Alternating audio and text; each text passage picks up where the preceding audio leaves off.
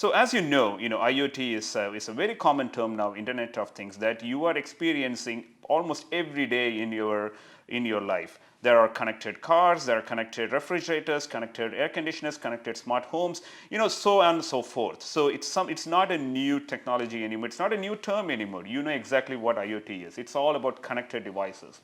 Now take IoT and put it in the industrial world. In industrial term, what is IoT?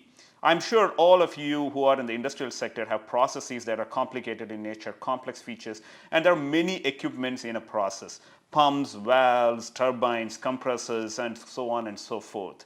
What if we enter a world where these different equipments are connected to each other? By that, they are talking to each other. A pump that is in the downstream is talking to a pump in the upstream and saying, hey, we need more pressure, so start acting more, give me more pressure.